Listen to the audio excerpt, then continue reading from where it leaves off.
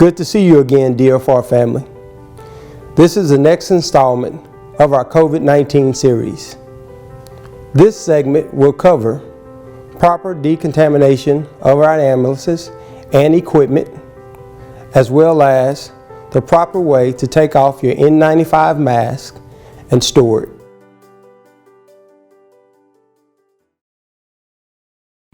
Hi, my name is Joseph Piper. I'm the EMS Education Liaison with Dallas Fire Rescue.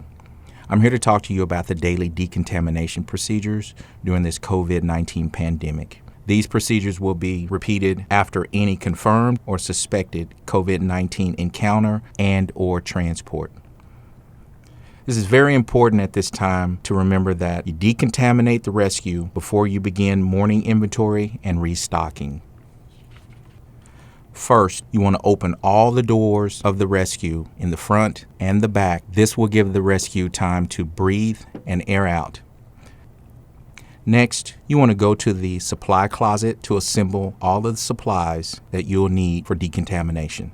You'll need gloves, N95 masks. A surgical mask can be used as a substitute during this process. You'll need face shields, goggles, gown, hand sanitizer, approved disinfectant spray, and approved disinfectant wipes, biohazard contamination waste bags, and biohazard contamination containers. Please note, biohazard bags and containers should only be used for confirmed COVID exposures. Otherwise, a regular trash bag is sufficient for PPE disposal. Please be advised at this time the difference between safety goggles and safety glasses. Safety goggles cover the eyes all the way around, and safety glasses don't. Safety glasses, you could still get something splashed into the eyes from the side. Safety goggles or face shield is the preferred method for eye protection, but safety glasses are last resort. Now that you have all of your PPE identified that you will be donning, first, you want to use hand sanitizer to sanitize your hands. Then you want to put on your first set of gloves. Your next step is to identify the gown that you will be wearing. You want to inspect for any tears or any rips before you don the gown. Please keep in mind of the gown size. A gown too big may create gaps that could increase the chances of contamination. Likewise, a gown that is too small may not cover you well enough to prevent contamination. At this point, you may need assistance from your partner to help you don your gown and tie all the ties. Your next step is to move on to your N95 face mask. You want to grasp the N95 mask by the straps. You want to put the first set of straps at the base of the neck, and then you move on to the top strap, and you want to secure that to the crown of your head. Once the N95 mask is on your face, then you want to check for the proper seal, making sure that the bottom of the N95 mask covers the bottom of the chin and the top of the N95 mask is over the bridge of the nose. If the N95 mask has a metal strap on the top, you want to make sure you mold that to the bridge of your nose. Breathe in, breathe out, and you should have a complete seal. If you do not have a complete seal, then you need to change masks. If an N95 mask is not available, a surgical mask is acceptable. Now you want to move on to the goggles and the face shield. Keep in mind that the goggles and the face shield are the preferred items for full PPE. If goggles and face shield are not available, then you can use the safety glasses.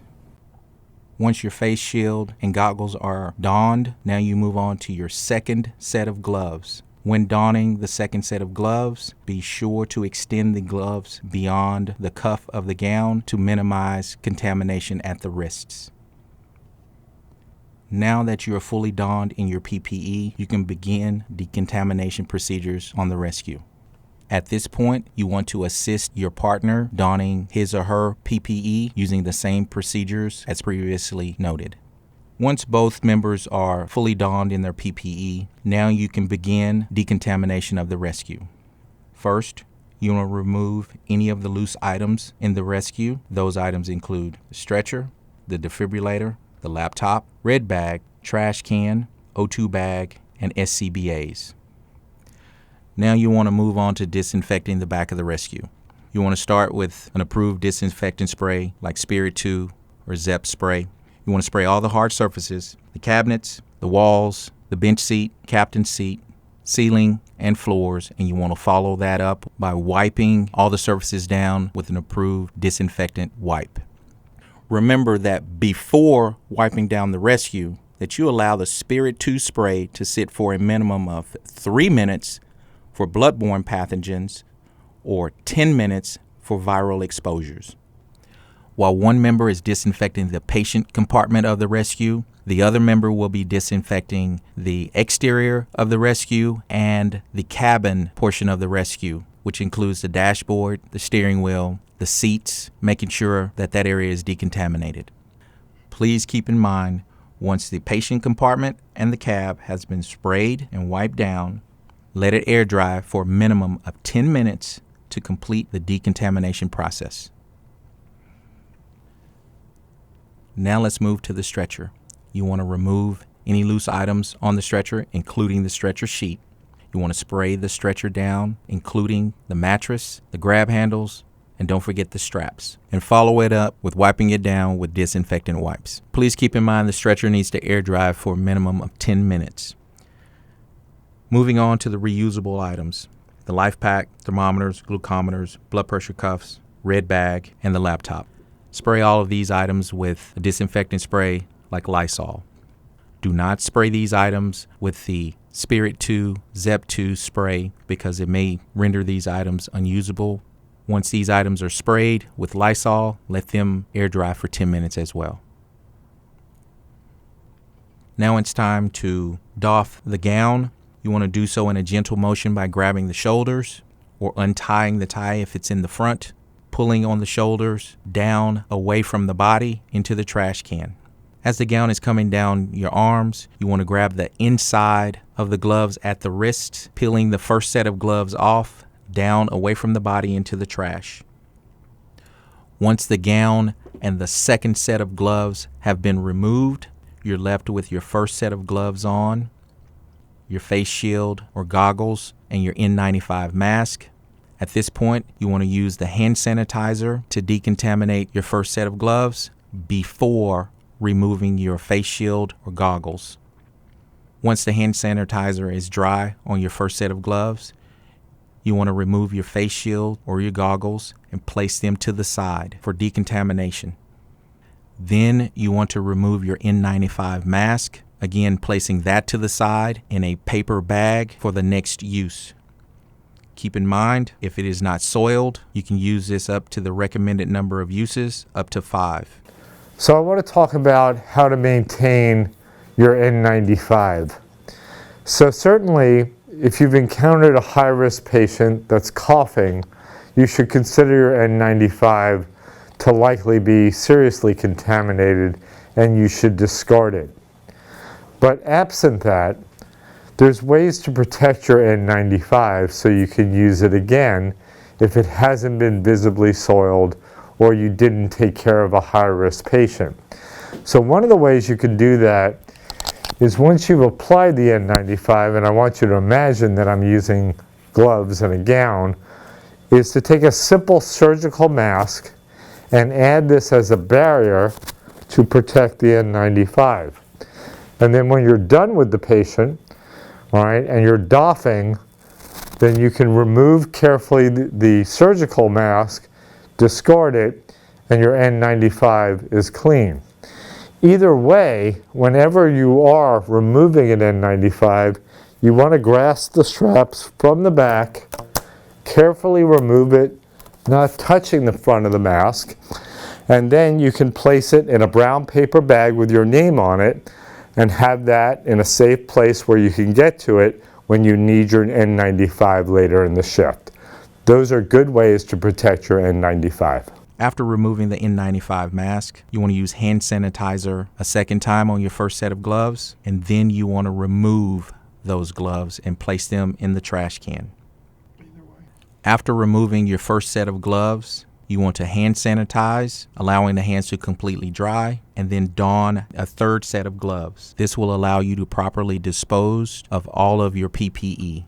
Remove those gloves, sanitize your hands, and wash your hands thoroughly with soap and water.